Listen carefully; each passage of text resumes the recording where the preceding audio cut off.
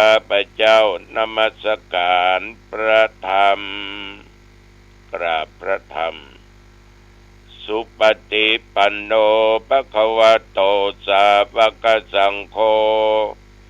พระสงฆ์สาวกของพระผู้มีพระภาคเจ้าปฏิบัติดีแล้วสังฆังนามามิข้าพเจ้านอบน้อมพระสงฆ์กราบพระสงฆ์นะโมตัสสะ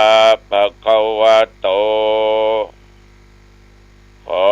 นอบน้อมแด่พระผู้มีพระภาคเจ้าพระองค์นั้นอะระหะโตซึ่งเป็นผู้ไกลจากกิเลสสัมมาสัมพุทธัสสะตรัสรู้ชอบได้โดยพระองค์เองนะโมตัสสะภะคะวะโตขอนอบน้อมแด่พระผู้มีพระภาคเจ้าพระองค์นั้นอะระหะโต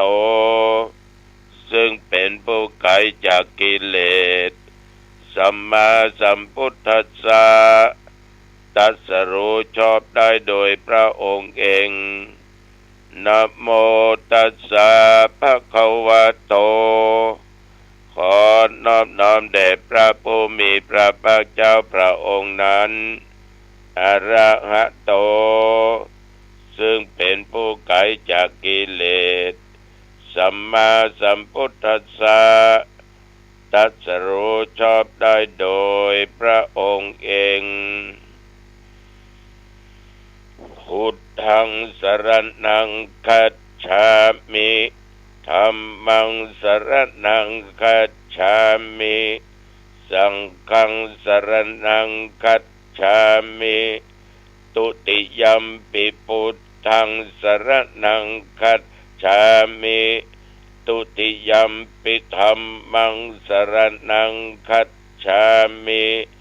ตุติยัมปิสังฆังสรณังคัจฉามิตติยัมปิพุทธังสรณังคัจฉามิตติยัมปิธัมมังสรณังคัจฉามิตติยัมปิสังฆังสรณังคัจฉามิอิติปิโสภะคะวะอะระหังสัมมาสัมพุทโธวิชชาจารณสัมปันโนสุขโตโลกวิทูอนุตตโรปุริสธรรมสารถิสัทธาเทวมนุสสานังพุทโธภควาติยันตุนิมิตตังอวมังคลัญจาโยจามนาโปสกุณสาสะโทปาปากะโหตสปินังอากันตังพุทธานุภาเวนะวินาสเมนตุสวากขาโตภควตาธัมโมสันติติโกอาคาลิโกเอยิปัสสิโกโอปนายิโกปัจจตังเบติตโพวินยูหิติยันตุนิมิตตังอวมังคลัญจาโยจามนาโปสกุณสาสะโทปาปากะโอตสปินังอากันตังธรรมานุภาเวนะวินาสเมนตุสุปฏิปันโนภควโตสาวกสังโฆอุชุปฏิปันโนภควโตสาวกสังโฆญาญปฏิปันโนภควโตสาวกสังโฆสามีจิปฏิปันโนภควโตสาวกสังโฆ ยะติทังจัตตาริปุริสยุคานิอัตถปุริสปุคลาเอสะภะคะวะโตสาวกสังโฆอาหุไนโยปาหุไนโยทักขิไนโยอัญชลีกรณิโยอนุตตรังปุญญาเขตังโลกัสสาติยันตุนิมิตตังอวมังคลัญจาโยจามนาโพสกุณสาสะโทปาปะกะโหโตสุปินังอากันตังสังฆานุภาเวนะวินาศเมนตุวิปัสสิสานามาโตจักขุมันตาสสิริมาโตสิกขิสปินามาโตสัพพพุทธานุกัมปิโนเวสพุทธานามาโตนะหาตกาสตปัสสิโนนามาโตกักุสันทัสสะมารเสนาปมัตถิโนโกนากัมนัสสะนามาโตพระมนัสสะวุสีมะโตกัสสปัสสะนามาโตวิปมุตตัสสะสัพพทิอังคีรัสสะนามาโตสักยปุตตัสสะสิริมาโตโยอิมังธัมมเทเสสิสัพพตุขาปนุทนังเยจาปินิพุทธาโลเกยถาภูตังวิปัสสิสุงเตชะนาอภิสุนาบหันตาอิตังเทวมนุสสานังยังนัมมัสสันติโคตมังวิชาจรณะสัมปันนังมหันตังวิตัสสารทังวิชาจรณะสัมปันนังพุทธังวันธามโคตมันติยะตุหังภคินีอริยายะชาติยาชาโตนาพิชานามิสันจิจปานังชีวิตาวโรเปตาเตนะสัจเจนะโสติเตโหตุโสติกัปปะสะโพชังโพสติสังคโตธัมมานังวิจโยตถาวิริยัมปิติปัสสติโพชังคาจัตถาปเรสัมมาทุเปกขะโพชังคาสัตเตเตสัพพทัสสินามุนินาสัมมาตาขาตาภาวิตาภาอุลิกตาสังวาตันติอภิญญายานิพพานายาจะโพธิยาเอเตนะสัจจวัชเชนะโสทิเตโอตุสัพพทาเอกัสสมิงสัมมาเยนะโทโมคคัลลานันจะกัสสปังคิลเนตุกิเตติสวาโพชังเกสัตตะเทสญิเตจะตังอภินันติตวาโรคามุจิงสุตังคะเนเอเตนะสัจจวัชเชนะโสติเตโหตุสัพพทาเอกทาธรรมราชาปิเกลัญเยนะภิปิริโตจุนดาเถเรนะตันเยวะพนาเปตวานาสาธรังสัมโบติตวาจะอาภาธาตัมหาบุทธาสิทานะโส เอเตนะสัจจวัชเชนะโสติเตโอตุสัพพทาปะอินาเตจะอาภาธาตินนันนัมปิมะเหสินังมัคคะหัตถกิเลสาวะปัตตานุปาติธรรมตังเอเตนะสัจจวัชเชนะโสติเตโหตุสัพพทาสักกัตตัวพุทธรัตนังโอสัทธังอุตตมังวะลังอิตังเทวมนุสนังพุทธเตเชนะโสตินานัสสันตุปัตถวาสักกัตตัวธรรมรัตนังโอสัทธังอุตตมังวะลังอิตังเทวมนุสนังพุทธเตเชนะโสตินานัสสันตุปัตถวาสัพเพทุกขาอุปัสสะเมนตุเตสักกตัวธรรมรัตนังโอสัทธังอุตตมังวะลังปริลาหูปัสสมนังธรรมเตเชนะโสตินานัสสันตุปัตถวาสัพเพทัญญาวุปัสสะเมนตุเตสักกตัวสังฆรัตนังโอสัทธังอุตตมังวะรังอาหุนายยังปาหุนายยังสังฆเตเชนะโสตินานัสสันตุปัตถวาสัพเพโรคาวุปัสสะเมนตุเตภวตุสัพพมังคลังรักขันตุสัพพเทวตาสัพพพุทธานุภาเวนะสัทธาโสติภวันตุเต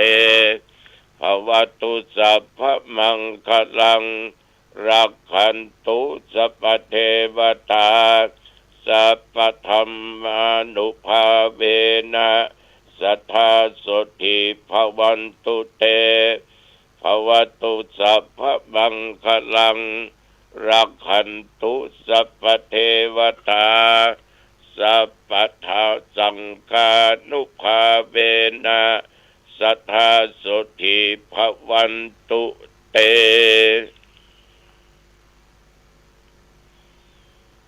โดยพุทธานุภาพธรรมานุภาพสังฆานุภาพ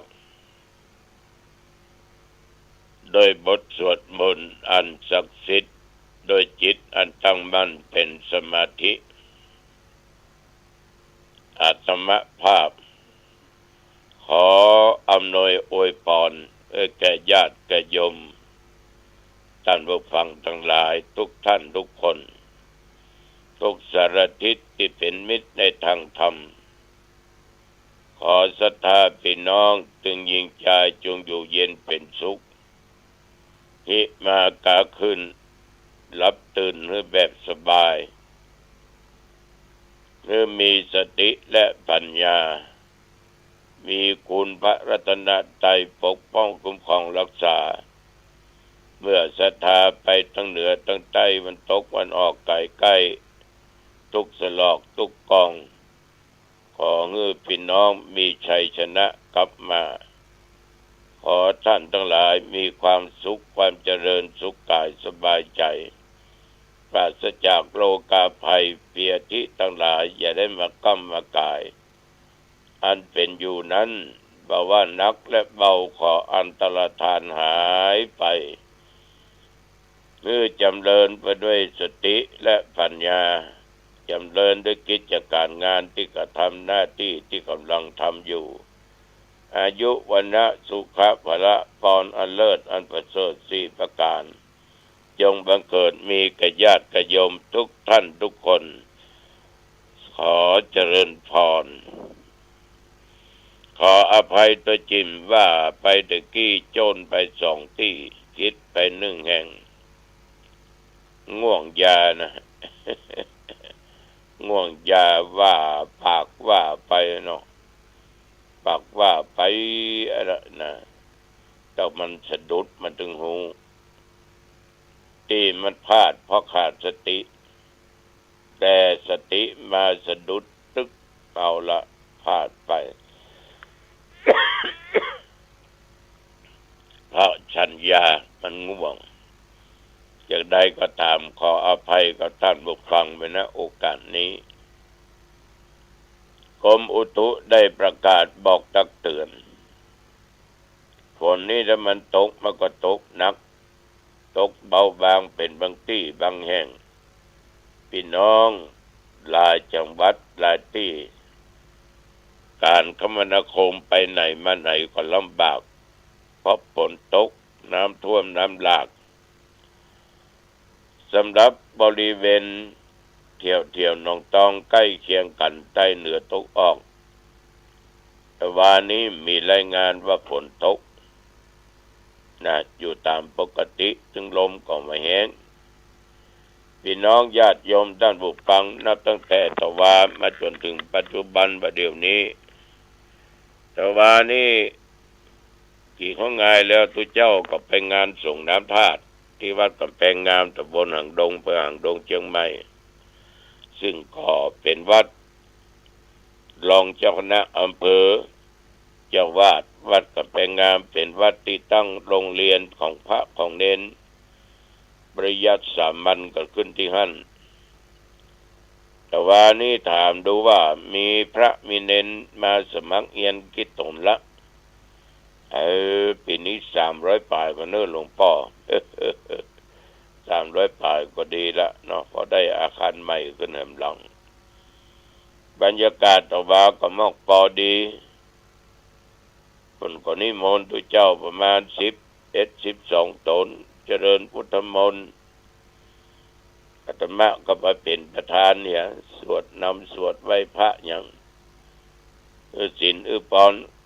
กับกินข้าวตอนแล้วก็กลับวัดหนองตองงั้นง่วงยานะเราว่านะแล้วก็มีคุณยมมาจากโรงพยาบาลอ่างดงหมอเขาเตียนมาตาแล้วมาปรึกษาเกี่ยวกับเรื่องการจะกระทำบุญเปิดห้อง ICU วันที่17เดือนกรกฎาคมพุทธศักราช2568เนี่ยโดยนิมนต์ตุเจ้าอยู่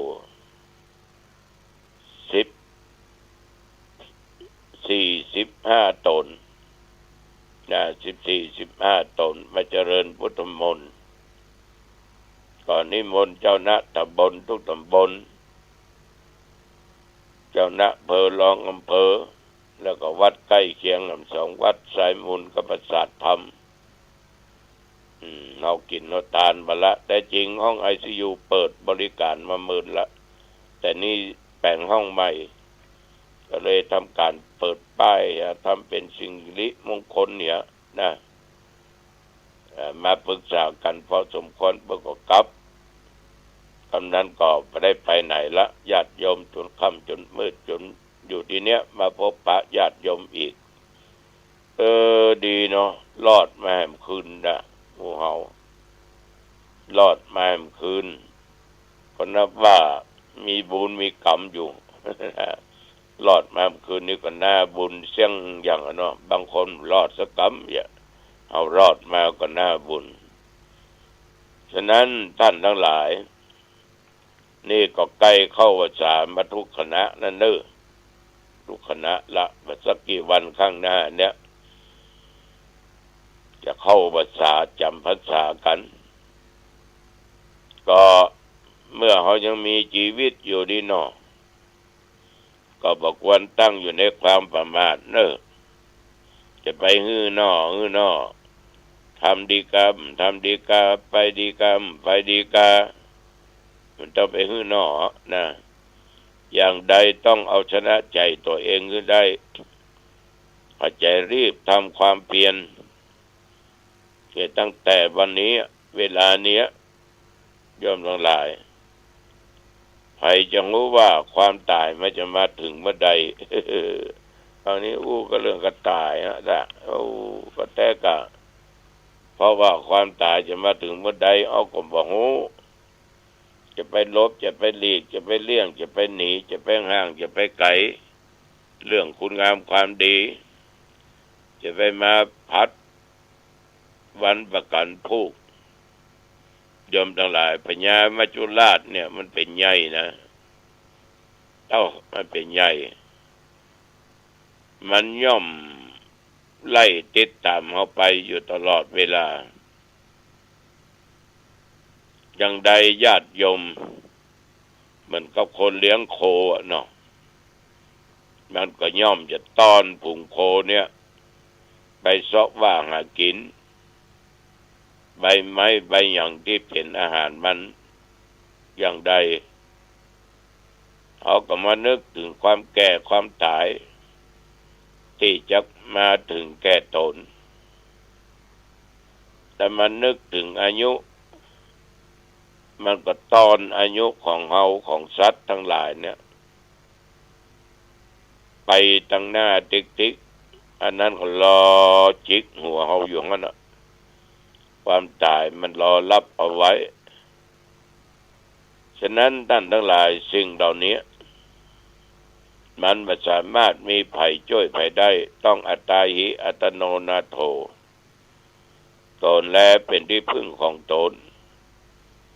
เขาจะทำดีทำชั่วมันก็อยู่ที่ตัวเขาถามว่าทุกคนเนี่ยก็อยากจะได้พบได้ปะสิ่งที่ดีๆแต่ก็ด้วยโลภะโทสะโมหะถูกตัณหาเขาครอบงำหันว่าการทำความชั่วมันอาจจะได้รับผลในเรื่องของวัตถุสิ่งของตอบแทนไว้ก็เลยไปทำชั่วก็แสดงว่าจิตใจเขาเนี่ยมันมั่นคงถ้าใจมั่นคงทุกคนก็จะคิดว่าไม่ทำดีกว่าความชั่วจะทำความดีเพราะว่าชั่วและดีนั้นใครไม่ได้ทำเรื่องเรามันต้องตัวเองตนแลเป็นที่พึ่งของตนคนอื่นใครเล่าจะเป็นที่พึ่งของตัวเองได้ฉะนั้นศรัทธาสาธุชนควรรีบทำกิจนั้นทำกิจตั้งแต่เดิมมาที่เป็นทางดีเมื่อรู้ว่าสิ่งใดมันเป็นประโยชน์แก่ตัวเฮาแก่ตัวแก่ตนก็รีบทำสิ่งใดบางครั้งก็คิดว่าเป็นประโยชน์แต่ว่าโทษบหันน่าจะไปทำคืนทำไปก็มีความสุขได้ชั่วระยะกับเดียวก็ประสบความทุกข์อย่างขนาดนักคันรู้ว่าสิ่งใดที่เป็นประโยชน์แก่ตัวเองเขาก็พึงขนขวายในประโยชน์ของตัวเองนั้นคือเกิดจะไปรอจ้าจะไปพัดวันประกันพรุ่งจะไปฮื้อนอการบ่ทำบาปทั้งปวงนั่นน่ะทำกุศลอื่นพร้อมบาปกับกุศลมันตรงกันข้ามบาปมันสีดำกุศลมันสีขาวการกระทำบุญสร้างความดีต้องทำจิตของตัวเองให้บริสุทธิ์เป็นดังคำสอนขององค์สมเด็จพระสัมมาสัมพุทธเจ้าทั้งหลายเพิ่นได้สอนไว้วันและคืนล่วงไปชีวิตก็ย่อมลุกลันใกล้เข้ามาอายุของคนและสัตว์ทั้งหลายพี่น้องญาติโยมมันย่อมสิ้นไปเหมือนน้ำในแม่น้ำน้อยๆมันก็มีการแห้งขาดน้ำมันจึงมีอย่างนั้นฉะนั้นเมื่อมีชีวิตอยู่นี้ก็บดีตั้งในความประมาทอย่ารีบสร้างบุญสร้างกุศลสร้างคุณงามความดีอันเป็นสิ่งที่จะทำให้เรามีความสุขได้จะสุขจะทุกข์ก็อยู่ที่ตัวใครตัวมันญาติโยม อันนี้ตัวเจ้าขอฝากกับท่านทั้งหลายนำไปคิดพิจารณาเอาละวันนี้รายการปกิณกะมาพบปะกันพอสมควรแก่เวลาว่าผิดว่าถูกไปต้องขออภัยไปเนอะเดี๋ยวจะรับแห่งสงีว่ามันง่วงนะ กินยาอายุวันโนสุขังพลังพบกันใหม่โอกาสหน้าเจริญพร